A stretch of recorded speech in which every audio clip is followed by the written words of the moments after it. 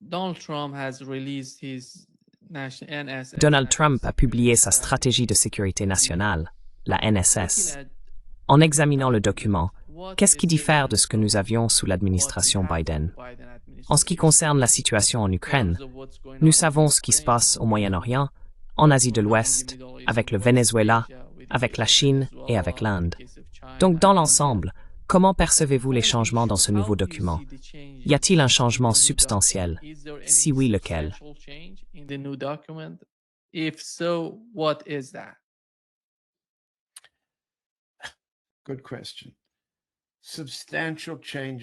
Bonne question. Des changements substantiels? Pas vraiment. Je le formulerai ainsi. Y a-t-il une réelle différence entre la manière dont ce document exprime la politique et la stratégie et ce que Trump a déjà montré qu'il faisait? Souvenez-vous, lorsque nous avons commencé à examiner l'administration Trump en janvier et février, nous avions mis l'accent sur le stratège Elbridge Colby au Pentagone et ses partenaires, qui ont eu l'idée que les États-Unis devraient réduire leurs capacités militaires là où elles sont les plus efficaces, se retirer de la guerre en Ukraine et laisser les Européens la mener si nécessaire, ou parvenir à une forme de paix qui préserve l'Ukraine, protège les Européens et enrichisse les États-Unis.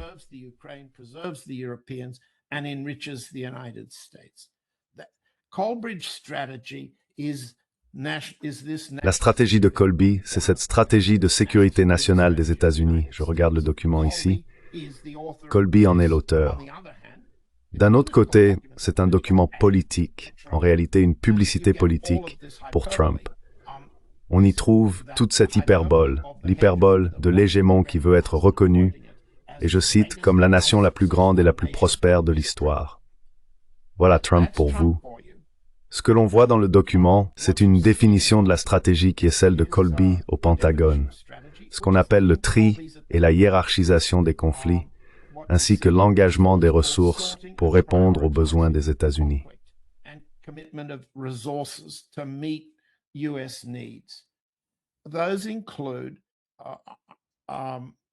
Cela inclut le Dôme d'Or, un facteur sérieusement déstabilisant dans la stratégie de destruction mutuelle assurée, la stratégie MAD. On ne développe pas, et on ne peut pas développer, un moyen d'attaquer une puissance nucléaire et de s'en tirer sans subir de représailles. Le Dôme d'Or est là, rapprochant l'aiguille de l'horloge nucléaire, l'horloge de l'apocalypse, de minuit, comme l'a dit Paul Craig Roberts dans votre émission il y a quelques heures. Cette aiguille restera à cette position tant que le Dôme d'Or existera.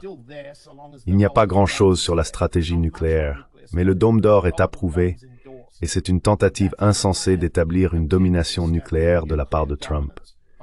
Comparé à la période Biden, oui, l'administration Trump a supprimé le financement de l'USAID pour toutes sortes de formes de puissance douce.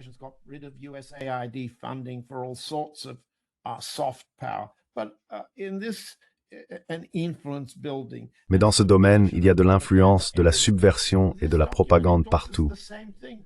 Ce document soutient la même chose, simplement en utilisant d'autres méthodes. Le même engagement envers ce qu'on appelle, je cite, une puissance douce sans égale. Il veut une puissance douce sans égale. Biden aussi. Il n'y a jamais eu d'administration présidentielle aux États-Unis qui ne souhaitait pas une puissance douce sans égale, car elles ont toutes voulu une puissance dure sans égale. Et ce document ne manque pas d'engagement en ce sens. Il y a un problème particulier que ce document met en évidence. Les États-Unis ne permettront pas qu'un acteur régional devienne dominant dans cette région face aux États-Unis.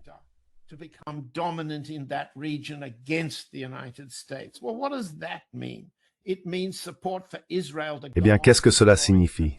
Cela signifie le soutien à Israël pour continuer à détruire et à menacer l'Iran et à chercher un changement de régime en Iran.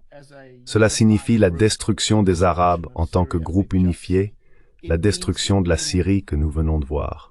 Cela signifie dans l'hémisphère occidental la destruction ou l'affaiblissement des pays qui s'opposent aux États-Unis, évidemment, pour le moment, le Venezuela, mais potentiellement aussi le Brésil et d'autres pays. Et je trouve dans ce document un engagement à empêcher, au Venezuela et ailleurs, la soi-disant propriété étrangère hostile d'actifs. Qu'est-ce que cela veut dire? Cela veut dire que les États-Unis veulent remplacer au Venezuela, par exemple, la propriété russe et chinoise des gisements miniers et pétroliers.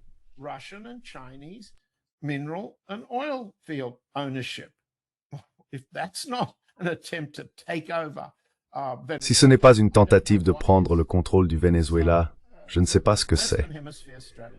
La stratégie pour l'hémisphère occidental présentée dans ce document vise encore davantage à créer une république bananière soumise aux États-Unis que celle de l'administration Biden. Concernant la Russie, il y a quelques points ambigus. De nombreux commentateurs, appelons-les les réalistes de la guerre en Ukraine, voient certaines raisons d'être optimistes. Je feuillette mes pages pour retrouver les mots exacts. Ce que nous avons dans ce document, c'est une préoccupation pour l'Europe, elle est mentionnée 49 fois. Puis vient la Chine, mentionnée 21 fois. La Russie n'est citée que 10 fois, suivie d'Israël avec 6 mentions, du Japon 5, de l'Inde 4, de l'Australie 3 et du Canada 2.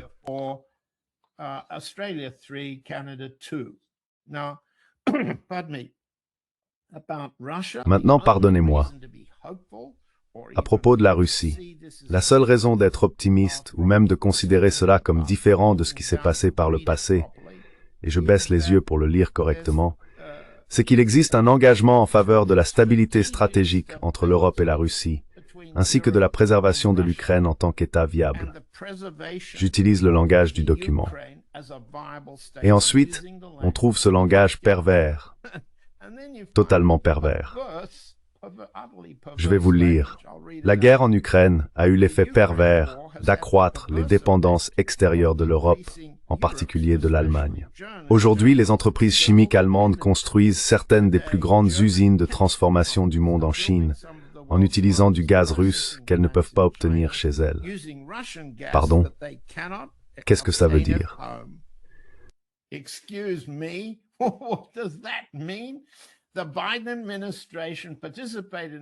L'administration Biden a participé à la destruction de Nord Stream, et l'administration Trump, ou Trump de sa propre initiative ici, ainsi que Colby au Pentagone, pense que c'était une bonne idée. Mais maintenant, ils n'aiment pas l'idée que les Allemands se soient tournés vers la Chine pour y obtenir le gaz russe. Franchement, quelle bande de fous incapables d'apprendre de leurs erreurs stratégiques.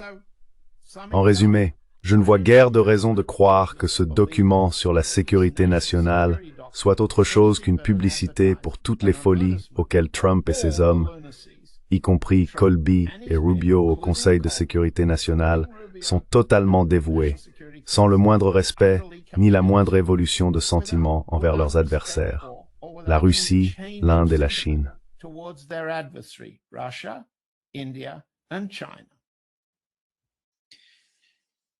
John,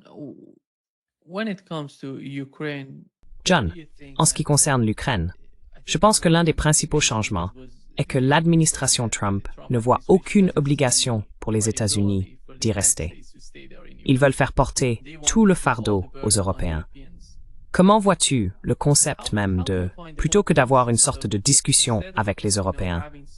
Parce que je ne sais pas à quel point cette administration est douée pour communiquer avec eux. Jusqu'à présent, nous n'avons pas vu beaucoup de communication. Nous avons vu des Européens se rendre à Washington, s'asseoir devant Donald Trump dans son bureau, et ce n'était pas vraiment une image prometteuse en provenance de Washington. En ce moment, il y a une sorte de division entre les États-Unis et les Européens à propos de l'Ukraine. À qui la faute? Dans quelle mesure ce qui se passe dépend-il de ce que fait l'Europe? Et dans quelle mesure c'est lié à la politique de l'administration Trump et à leur attitude?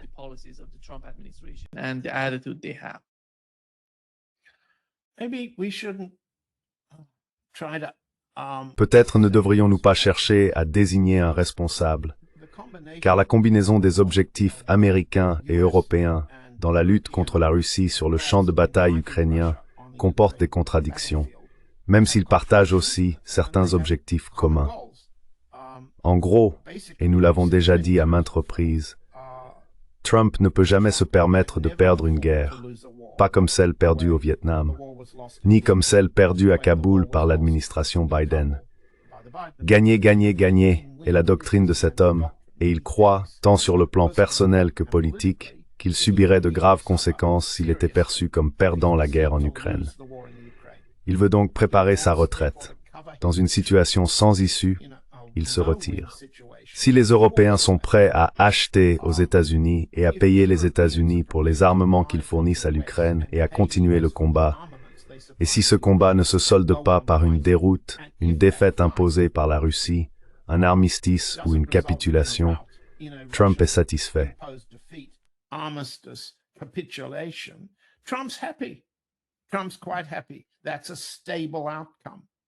Trump est plutôt satisfait.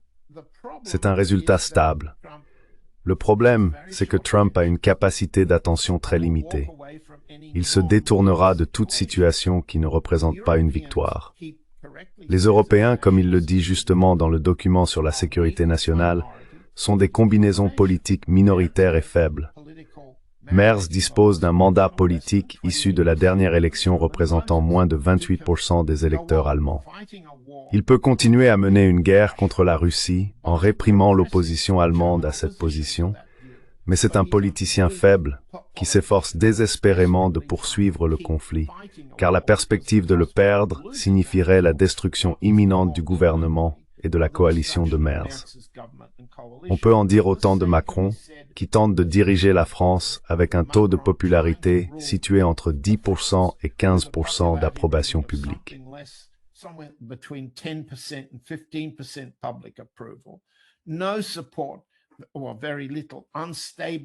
Aucun soutien, ou très peu, un soutien minoritaire et instable à l'Assemblée nationale, le Parlement. Macron gouverne en menant la guerre par décret exécutif, et c'est une position très faible, politiquement et intérieurement. Lui non plus ne peut se permettre de perdre cette guerre. Trump le comprend, les Américains le comprennent aussi. Il en va de même pour Starmer, qui a remporté une élection triomphale, mais est désormais devancé par le Reform Party de Nigel Farage. S'il devait y avoir une nouvelle élection, ce qui n'arrivera pas avant un moment, Starmer serait anéanti.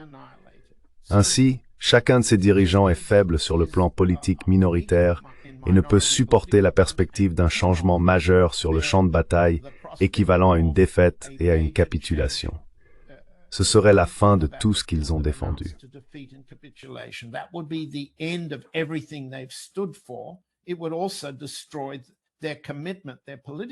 Cela détruirait également leur engagement politique en faveur de la remilitarisation, de l'armement et des circonscriptions qui les soutiennent pour cela. Je pense donc que les Américains comprennent qu'il s'agit d'une coalition instable de faibles. S'ils peuvent continuer à se battre, Trump les soutiendra. Mais s'ils continuent à perdre sous la pression russe, Trump les abandonnera. Regardez, Trump est un calculateur à court terme, obsédé par le gain ou la perte immédiate. Il a essentiellement perdu tout intérêt pour les négociations de paix depuis qu'il a envoyé Witkoff et Kushner à Moscou mardi de la semaine dernière, le 2 décembre. Il est évident que lorsque Trump a été interrogé dans les 24 heures suivantes sur ce qui s'était passé lors de cette prétendue négociation clé de 5 heures avec le président Poutine, il a répondu qu'il ne savait pas. Je peux vous dire ce qu'il a dit.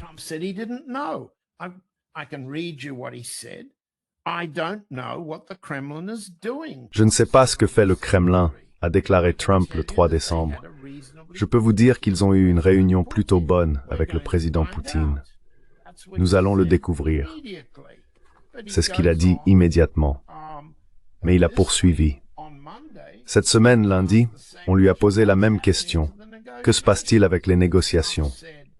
Trump a répondu, c'est Vladimir Zelensky qui ne sait pas ce qui se passe. Nous avons parlé au président Poutine, a dit Trump. Il n'a pas parlé directement. Il a parlé par l'intermédiaire de Witkoff. Et nous avons parlé à des dirigeants ukrainiens, y compris Zelensky. Je dois dire que je suis un peu déçu que le président Zelensky n'ait pas encore lu la proposition. C'était il y a quelques heures. Son entourage l'adore, mais lui non. La Russie est d'accord avec ça. La Russie, vous savez, la Russie, je suppose qu'elle préférerait avoir tout le pays. Osez pas.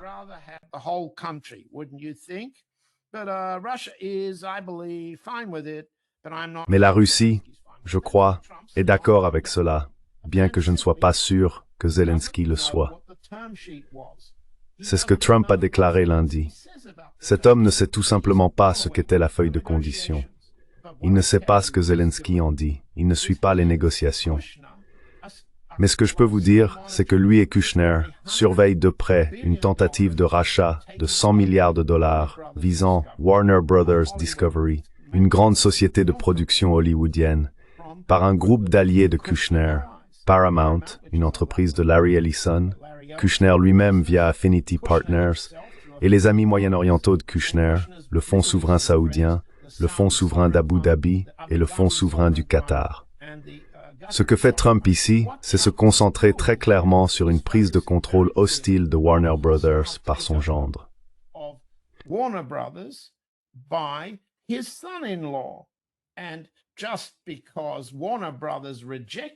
Et simplement parce que Warner Brothers a rejeté la bande de Kushner, je ferais mieux de préciser, c'est bien une bande, Trump a déclaré hier qu'il pourrait opposer son veto à l'accord, car il menace potentiellement de créer un monopole dans certains secteurs des médias. Le niveau d'attention que Trump et Kushner accordent à une entreprise médiatique de plusieurs milliards de dollars dépasse de loin tout ce que l'un ou l'autre consacre à mettre fin à la guerre en Ukraine. Vous pouvez lire tous les détails des feuilles de conditions de l'accord entre Warner Brothers, Netflix, Paramount et Kushner dans la presse financière. Vous ne pouvez rien lire d'aussi clair concernant les feuilles de conditions dans les comptes de Trump, des Ukrainiens ou des Européens sur la recherche de la paix dans une guerre en Europe. En résumé, qu'est-ce que j'essaie de dire ici? Trump se retire de tout ce dont il ne peut pas prouver qu'il sort vainqueur.